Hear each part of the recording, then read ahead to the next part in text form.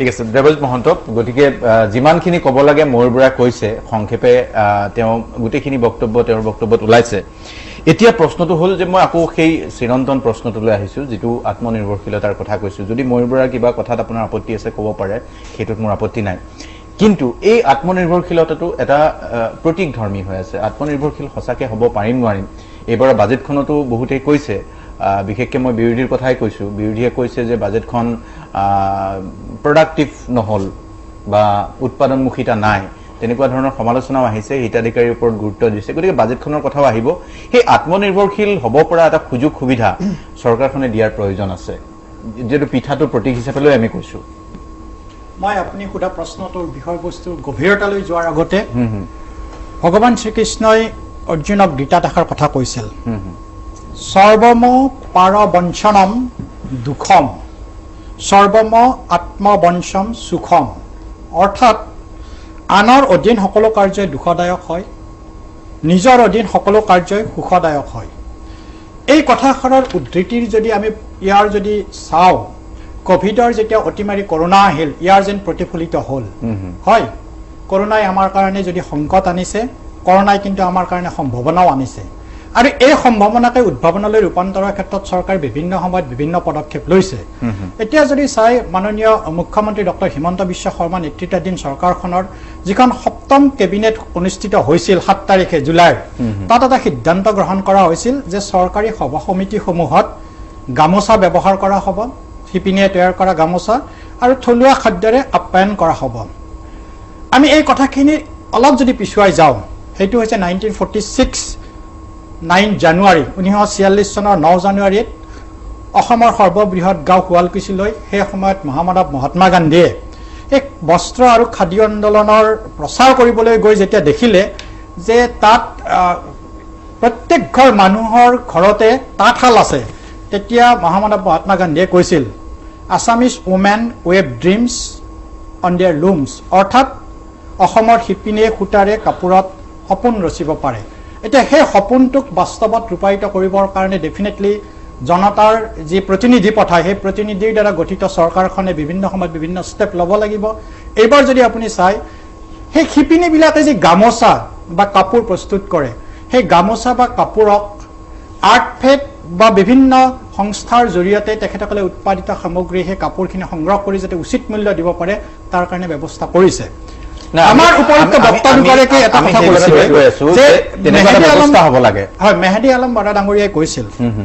যে অসমত উদ্যোগিকৰ ক্ষেত্ৰত বা সংস্থাপনৰ ক্ষেত্ৰত এই বাজেট বা এই সময়ত কি ব্যৱস্থা লোৱা হৈছে মেহেদী আলম ডাঙৰীয়া মই আপোনাৰ জ্ঞাতাৰ্থে জনাম যে হয়তো আপুনি যদি চাই আপোনাৰ ৰাজনৈতিক সময়ৰ পৰা ৰিকল কৰি যদি আপুনি অনুভৱ কৰে এতিয়ালৈকে যিমানখন বাজেট বিধানসভাত উপস্থাপন কৰা হৈছে এইখনে হয়তো এখন বাজেট য'ত সৰু সৰু ক্ষুদ্ৰ ক্ষুদ্ৰ ব্যৱসায়ীসকলৰ বিলাকে স্বাৰ্থৰ কথা লক্ষ্য কৰা হৈছে হেয়া এনেকুৱাকৈ কৰা হৈছে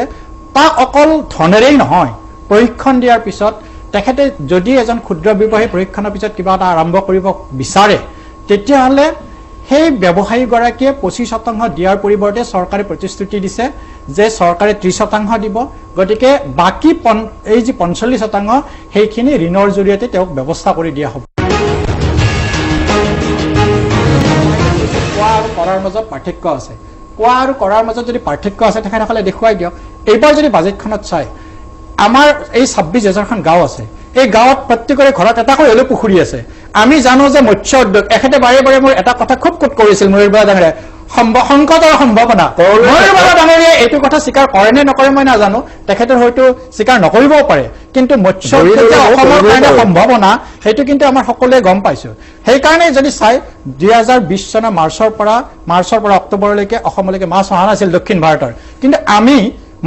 মাছৰ অভাৱ অনুভৱ কৰা নাছিল আৰু সেইকাৰণে জেৰিফা হোৱাইট ডাঙৰীয়াই কোৱা কথাষাৰৰ লগত মই সংযোগ কৰিব খুজিছো কোৱা আৰু কৰা আমি কি কৰিছো জানেনে হোৱাইট ডাঙৰীয়া আমি এইবাৰ মৎস্য উদ্যোগক যাতে আমি সৰ্বভাৰতীয় পৰ্যায়লৈকে লৈ যাব পাৰো তাৰে কাৰণে প্ৰতিখন গাঁৱতে 8 বিঘা মাটিকৈ এটা ৰাজহুৱা পুখুৰী খন্দাৰ আৰম্ভ কৰা হৈছে গতিকে এইবিলাকে মই যদি সম্ভাৱনাৰ কথা কৈছো ঠিক আছে কেৱল সংকটৰ সম্ভাৱনা উপলব্ধ দৃষ্টিৰে সকাৰাত্মক ভাৱেও চাব পাৰো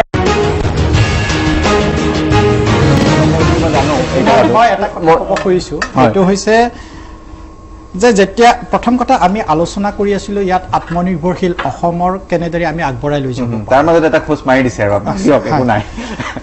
আমি আত্মনিৰ্ভৰশীল চাওক আত্মনিৰ্ভৰশীল অসম যেতিয়া আগুৱাই নিব লগা হয় তাত সদায় দুটা ফেক্টৰে খুব আগুৱাই যোৱাৰ ক্ষেত্ৰত প্ৰতিবন্ধকতা আহে এটা আহে কি জানেনে সেইটো আন্তঃৰাষ্ট্ৰীয় প্ৰেক্ষাপটত যদি পৰ্যালোচনা কৰে মই এটা সৰু উদাহৰণ দিব খুজিছোঁ যেতিয়া আত্মনিৰ্ভৰশীল হোৱাৰ আগতে 2014 চনত যেতিয়া মাননীয় মোদী নেতৃত্বাধীন চৰকাৰখন আহিল তেতিয়া 2014 চনৰ 25 ছেপ্টেম্বৰত ভাৰতত ঘোষণা কৰা হৈছিল মেক ইন ইণ্ডিয়া কিন্তু আটাইতকৈ আশ্চৰ্যজনক কথা কি জানেনে তাৰে মাত্ৰ 7 দিন আগত জাপানৰ ৰাষ্ট্ৰপতি চীনৰ ৰাষ্ট্ৰপতি আহি পেলাই ভাৰত ভ্ৰমণ কৰি গৈছিল জিনপিঙে তেখেতে যিদিনা আমাৰ মেক ইন ইণ্ডিয়া ঘোষণা কৰা হ'ল সিদিনাই চাইনাত একেদৰে ঘোষণা কৰিলে মেড ইন চাইনা তাৰমানে আপুনি যদি চাই 25 ছেপ্টেম্বৰ 2014ত ভাৰতত ঘোষণা হৈছিল মেক ইন ইণ্ডিয়া আৰু চীনত ঘোষণা হৈছিল মেড ইন চাইনা সেইটো এটা আমাৰ কাৰণে প্ৰত্যাহ্বান যদি সেইটো প্ৰত্যাহ্বানক আমি আগুৱাই লৈ যোৱাত সফল হওঁ কিন্তু যদি আপুনি কয় যিটো ইণ্টাৰনেল প্ৰত্যাহ্বান কয় যেনেকৈ মই প্ৰথমটো বাইট কোৱাৰ আগতে ময়ূৰবৰে ডাঙৰীয়াই কোৱাৰ আগতে মই হাঁহাৰ কাৰণে তেখেতে মোৰ হাঁহিটোকো কিন্তু পৰ্যালোচনা কৰিছিল দ্বিতীয়তে নাজানো আপুনি কৈছে কিন্তু কিভাৱে কৰিছে মইতো আপোনাৰ ভিতৰত সোমাই চাব নোৱাৰো দ্বিতীয়তে আমি চাওক এই গৰুখুটি প্ৰকল্পটো যেতিয়া আমি সেই ৭৭,০০০ বিঘা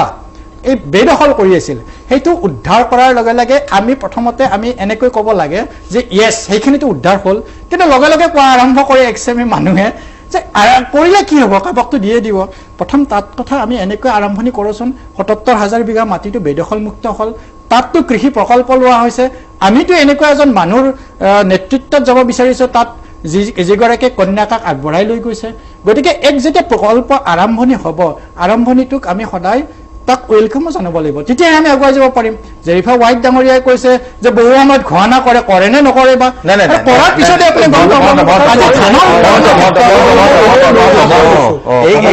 এই কথাটো তেখেত মেডিয়ালম বৰাই মই ময়ূৰ বৰাৰ কথা নকওঁৱে ময়ূৰ বৰাই মানে অৰাজনৈতিক বুলি কৈছো আকৌ এবাৰ এতিয়া নিৰপেক্ষ নকওঁ আৰু মেডিয়ালম বৰাও তেখেতে আপোনাৰ কথাটো প্ৰথমে ছাপোৰ্ট কৰি লৈছে যে এইটো কথা বেয়া বুলি ক'ব নোৱাৰি কোনোপধ্যেই নোৱাৰি মই আৰম্ভণিটোৱে কৰিছোঁ এই অনুষ্ঠানটো তেখেতে এটা কথা মনত পেলাই দিওঁ তেখেতে কৈছিলে যে বাজেটৰ এখন একদম হেৰি বাজেট কোনো ধৰণৰ শুনি লওক বাজেটৰ বিফলতা ক'ত নিৰ্ভৰ কৰে জানে বাজেটত কিমান ধন আপুনি আবণ্টন দিছে আৰু কিমান খৰচ কৰিছে যদি আবণ্টন দি খৰচ কৰিব নোৱাৰে সেইখন বাজেট সফল বাজেট মাত্ৰ 50 মেনেজমেণ্ট পলিচিয়ে কি দিছে FRBM এইখন বিজেপি নহয় FRBM কি কয় জানে বাজেট মেনেজমেণ্ট পলিচিয়ে 2019-20 চনত 83% খৰচ কৰিছে এইটো আপুনি সফলতা ক'ব নে বিফলতা ক'ব নাই